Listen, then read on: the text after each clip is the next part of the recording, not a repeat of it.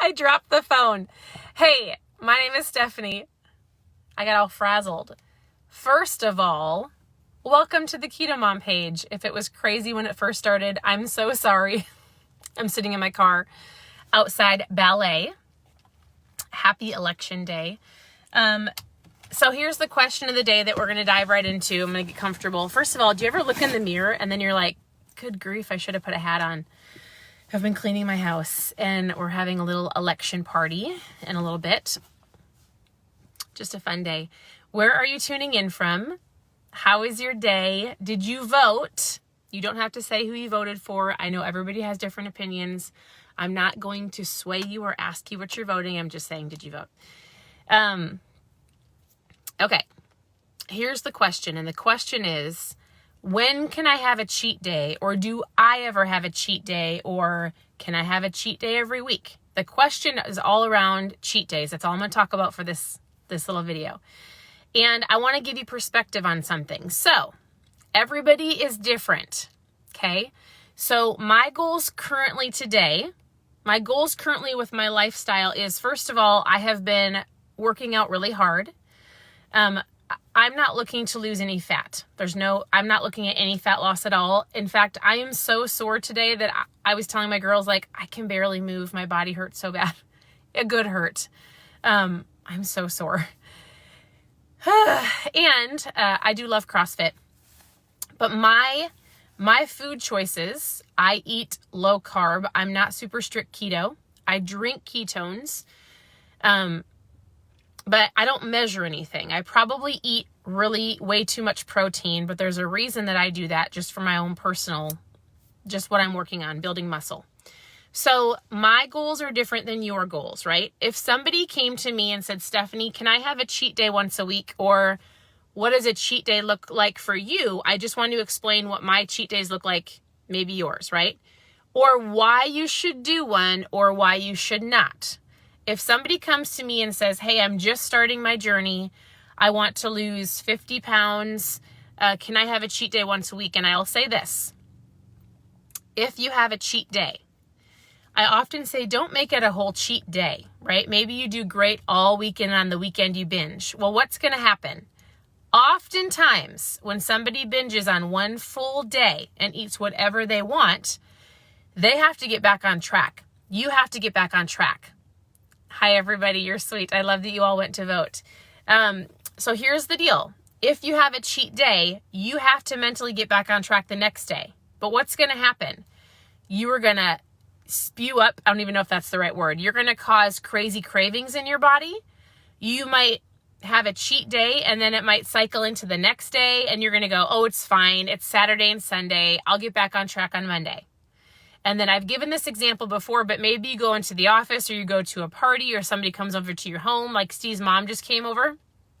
I'm sorry, Steve's grandma, my husband's grandma, with an entire bag of cookies, right? And she goes, here you go, I made you some peanut butter cookies. That kind of stuff happens all the time. So what can happen is your cheat day turns into the cheat weekend, then turns into the cheat week, which turns into the cheat month, which turns into the cheat year, and then you're back where you started. So here's the deal. If you were going to have a cheat, whatever, and whatever that looks like for you, you better mentally be ready to get back on track. I don't keep the foods in my home that I might want to cheat on, right? So if I were to have a cheat meal or a dessert, it is at a restaurant or it's at somebody else's house. My sister makes wonderful cookies. I do not take them home with me, right? Or I love pizza. And so I don't ever keep frozen pizzas in our freezer ever. I will order my favorite pizza and it is the amount that we need and then it's gone. I don't like to have things spill over into the next day. So I will tell you, to be completely honest, I'm probably going to have a dessert tonight, a treat, but I have not eaten one sugary treat since the beginning of July. Nothing. I have not eaten chips or any type of sweet in July, August, September, October, at least 120 days.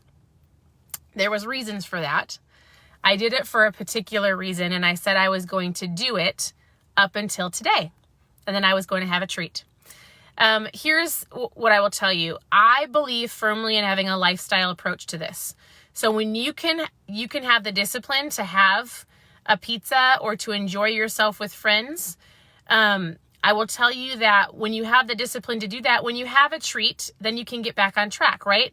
I don't feel the greatest when I eat those foods, so that I know that if I had, like, my favorite treat is a cookie. If I just have a chocolate chip cookie, then you're like, you spoke to my sweet treat heart. And I probably won't feel very good if I choose to eat it, right? And the longer you eat better, when you go back to eating, let's just say junk, you might second guess it next time you have a cheat day, right? So let's talk about the holidays coming up. So what I would say is, if your goal is to get to the end of the year and, have this lifestyle on track and feel great about yourself, then don't cheat or don't give yourself a whole bunch of treats leading up to Thanksgiving. We'll be celebrating Thanksgiving on the weekend with my husband's family. So we'll do really great up until then. And then I'm going to talk when it gets closer about either or, right? Like, I don't love bread and biscuits, but I'm going to eat the mashed potatoes.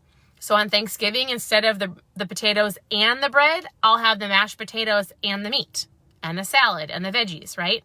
And then I'll go all the way till Christmas and I'll do the same thing. And I'll have the mashed potatoes instead of the bun. Or maybe you like the bread instead of the mashed potatoes. Or the pumpkin pie instead of the pecan pie.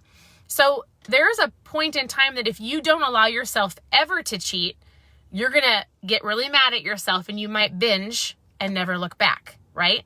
So there's got to be this, like, give and take. There's got to be this, I can control myself when I'm ready and I get back on track. If I choose to have a cookie today or some treats, like I said I was going to after 120 days, I know tomorrow that I'm going to go to the gym, that I'm going to I'll probably intermittent fast in the morning. I drink ketones every day. Ketones suppress my appetite. So if I cheat the next day, it is not a magic pill, but the next day I get back up and I get back on track. So you have to have something that gets you back on track. And think to yourself, like, if you can go, you know what, I'm going to do really great for the next 3 weeks until Thanksgiving is here. And then I'm going to have a great time with my family on that one day. There's always something that you could do in a month, right? You've got Christmas in December, or maybe you have something in January. What can you look forward to on that one day that allows you to have a little bit of freedom? And then when you get to where I am today, where my goal isn't fat loss, you might have a different approach to your lifestyle. In the beginning, you might be really strict, right? And as you reach your discipline and as you find the things that work for you and as you see the fat loss drop and as you get closer to your goal, maybe every Saturday you have a treat in the evening, or maybe you have something on a Sunday. But remember, everybody's on a different journey. I'm not going to tell you can have a treat every single week, because that might throw you off every single week. So it requires discipline. It requires getting back on track. It requires, like, staying focused for a certain period of time and then celebrating with family or friends, choosing the either or option. And so here's the deal. I'll answer this last question. How do ketones work? I talk about it often. I drink them every day. It's just a packet you put in water. I've been drinking them for 5 years. Yes, they do work. They are not all created equal. If you want to know the product that I drink, I mail out trial kits every day. Just post 5 or 10 in the comments and I'll talk to you about them. I'll share a video with you, actually some research and education on them. But I do drink them every single day. They suppress my appetite. I haven't taken a nap in 5 years. I feel incredible. And ketones are for, whether it's for fat loss, focus, better mood, better sleep, appetite control. I've got fitness, amazing friends that are into fitness that helps with muscle preservation. I mean, you guys should see my muscles after CrossFit. I'm kidding, but not. But I am getting a ton stronger. And I'm so sore. So here's the deal. I hope that helps you with your cheat, like the cheat question. I get that every day. Can I cheat? What can I cheat on? And it's going to depend on where you're at on your journey. I would highly recommend not making an entire cheat day, but starting out with a snack and then getting back on track, and then a holiday and then getting back on track, creating a lifestyle so that you don't feel that you never get to have anything. You don't fall back into the old ways of eating for a year. So it's mindset, it's getting back on track, it's accountability, all of those things coupled together. reach out if you have any other questions. Here's my last thing, and it works. This works. For those of you who get to the end of the night and you're like, I just want something sweet, right? I often have people go, oh, I sit on the couch, or I have this snackiness. When supper is done and your kitchen is closed, there are two things that work, right? If you're still in the kitchen, eat a pickle. I know it sounds crazy, but it works. The pickle, like the pickle juice, takes away the sugary cravings. I keep pickles in my fridge. It works every time. If you want a chocolate chip cookie, go eat a pickle. If the kitchen is closed and you don't want to eat anything else, go brush your teeth, use some mouthwash, shut the lights off in the kitchen, grab a glass of water, and sit on the couch.